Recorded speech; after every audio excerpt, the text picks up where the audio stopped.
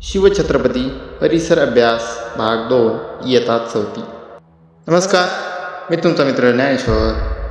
प्रतापगडावरील पराक्रम आपण बघत आहोत पाठ 9. तर चला तर सुरू करूया.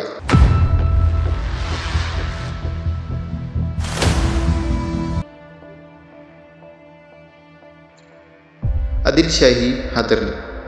विजापूरच्या दरबारातील गोष्ट. शिवरायांच्या वाढत्या हालचाली ऐकून आदिलशाही दरबारात काळजीत पडला. दरबारात झाडून सारे सरदार गोळा झाले. एक एक गाजलेले शमशेर बहादर दरबारात हजर होते. आदिलशाही कारभार बघणारी बडी साहेबीन जातीने दरबारात हजर होते. दरबारापुढे महत्त्वाचा प्रश्न होता, शिवाजींचा बिमोड करायचा कसा. बडी साहेबीन हिने दरबारातील सरदारांना खडा सवाल केला. सांगा, कोण तयार आहे शिवाजींचा बंदोबस्त करायला. दरबारात शांतता पसरली. जो तो आपल्या जागी चूप. शिवरायांशी मुकाबला करायचे धाडस कोण दाखवणार. जो तो एकमेकाकडे बघू लागला. एवढ्यात धिप्पाड देहाचा एक सरदार लवून मुजरा करत पुढे आला. त्यांचे नाव होते अफजल खान. खानाने विडा उचलला. तबकातील विडा उचलून अफजल खान म्हणाला, शिवाजी? कुठला शिवाजी? त्याला मी तर जिवंत कैद करून येथे पकडून घेऊन येतो आणि तसा न सापडला तर त्याचा ठार मारून विजापूरला आणतो. अफजल खान म्हणजे विजापूर दरबारात भारी सरदार. तुफान ताकदीचा, पोलादी पहार हाताने वाकवणारा, भल्या बुऱ्या कोणत्याही मार्गाने आपले काम करण्यात त्यांचा हात खंडा. अशा अफजल खानाने शिवरायांना जिवंत पकडून किंवा मारून आणण्याचा विडा भर दरबारात उचलला. सारा दरबार खुश झाला. दरबारात हजर असलेल्या प्रत्येकाला वाटले, आता शिवाजी भोसला कसला जिवंत राहतो. थोड्याच दिवसात विजापूर दरबारात साखळदंडात बांधलेला अवस्थेत शिवाजी हजर होणार, नाहीतर त्याचे मुंडके तरी दरबारात सादर होणार. अफजल खान मोठ्या एटीने थाटामाटात विजापुरातून बाहेर पडला. त्याने आपल्याबरोबर प्रचंड फौज व लढाईचे सामान घेतले. यापूर्वी अफजल खान 12 वर्षे वाईचा सुभेदार होता. त्यामुळे त्याला त्या मुलखाची चांगली माहिती होती. मोठ्या घमेंडीने तो महाराष्ट्राची वाट चालू लागला. स्वराज्यावरील संकट.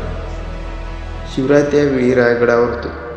त्यांना अफजल खान चालून येत आहे ही बातमी कळली. स्वराज्यावर मोठे संकट आले हे त्यांनी ओळखले, पण ते डगमगले नाही. त्यांनी विचार केला, खान कपटी, त्याची फौज मोठी, आपले राज्य लहान, आपले सैन्य लहान.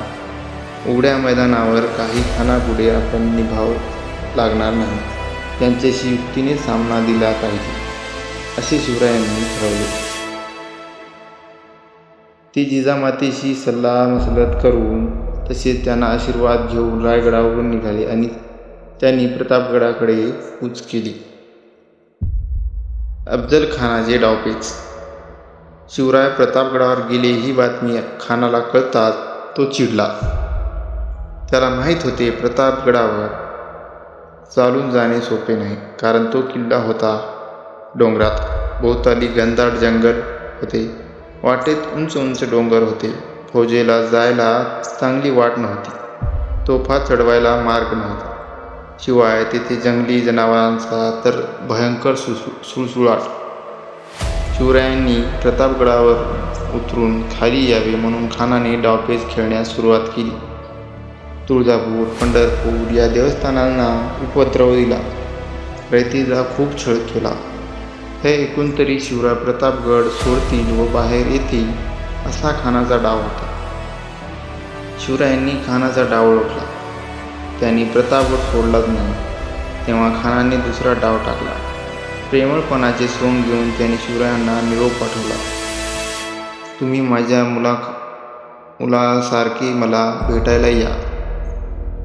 आमचे किल्ले परत द्या. तुम्हाला मी आदिलशाहीकडून सरदारकी देवितो. शेरा सवा शेर. खान आपल्याशी कपटी डाव खेळतो आहे हे शिवरायांनी झटकन ओळखले. ते सावधगिरीने वागत होते.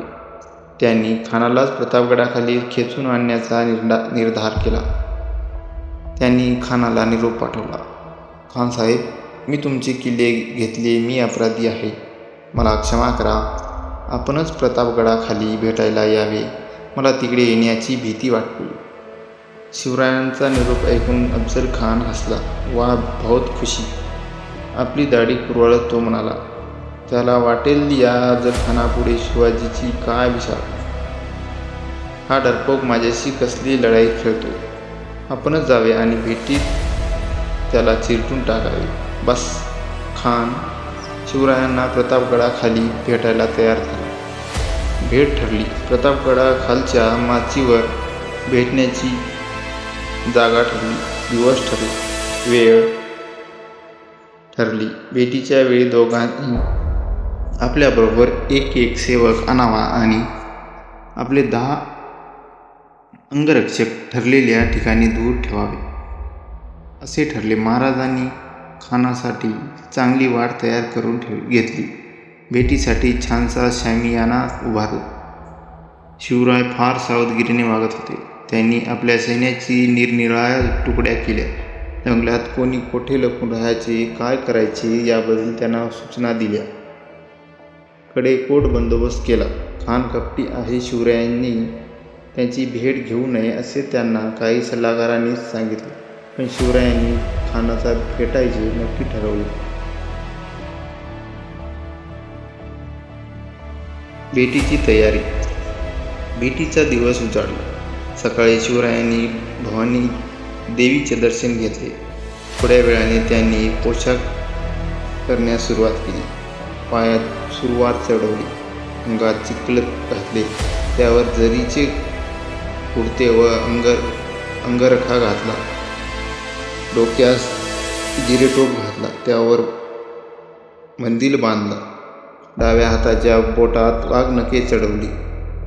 त्याच हाताच्या अस्तनीत बिचवा लपवला, सोबत पट्टा घेतला. शिवराय खानाच्या भेटीसाठी असे तयार झाले. बाहेर सरदार उभे होते. शिवराय त्यांना म्हणाले,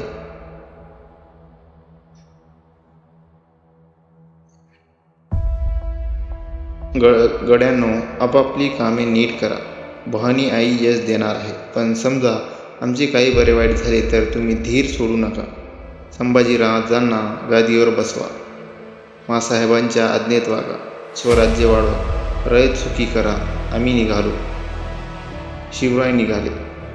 बरोबर वकील पंताजी गोपीनाथ आणि जिवाजी महाला, संभाजी कावजी, यसाजी कंक, कृष्णाजी गायकवाड, सिद्धी इब्राहिम इत्यादी 10 अंगरक्षक होते. खान शिवरायांच्या आधीच शमियान्यात येऊन बसला. मनोराज्य करत होता. त्यांच्या शेजारी बडा सय्यद नावाचा त्यांचा हत्यारबंद शिपाई उभा होता. तो पट्टा चालवण्यात मोठा पटाईत होता. शिवराय शमियान्याच्या दरवाजाजवळ आले व बडा सय्यदकडे पाहताच ते तेथेच उभे राहिले. खानाने महाराजांच्या वकिलाला विचारले, शिवाजीराजे आत का येत नाहीत? वकील म्हणाला, ते बडा सय्यदला भितात, त्याला तेवढा दूर करा. बडा सय्यद दूर झाला. शिवराय आत गेले. खान उठून म्हणाला, या राजे, भेटा आम्हाला. अफजल खानाशी झटापट. महाराज सावध होऊन पुढे झाले. खानाने शिवरायांना आलिंगन दिले. धिप्पाड खानापुढे शिवराय ठेंगणे होते. शिवरायांचे मस्तक खानाच्या छातीवर आले. त्याच्या सरशी खानाने शिवरायांना ठार करण्यासाठी त्यांची मान आपल्या डाव्या बगलेत दाबली आणि दुसऱ्या हाताने शिवरायांच्या कुशीत कट्यारीचा वार केला. शिवरायांच्या अंगावरील अंगरखा टरकन फाडला. अंगरख्याखाली चिखलत असल्यामुळे शिवराय बचावले. त्यांनी खानाचा डाव ओळखला. अत्यंत चपळाईने त्यांनी खानाच्या पोटावर वाघनख्याचा मारा केला. डाव्या हाताच्या अस्तनीत लपवलेला बिचवा उजव्या हाताने काढून त्यांनी तो खसकन खानाच्या पोटात खुपसला. खानाची आतडी बाहेर पडली. खान कोसळला. एवढ्यात त्याचा वकील कृष्णाजी भास्कर पुढे आला. त्याने शिवरायावर तलवारीचा वार केला, पण शिवरायांनी पट्ट्याच्या एका घावात त्याला ठार केले. ही खणाखणी ऐकून बडा सय्यद शामियान्यात घुसला. तो शिवरायावर वार करणार तेवढ्यात जिवाजी महाला धावून आला.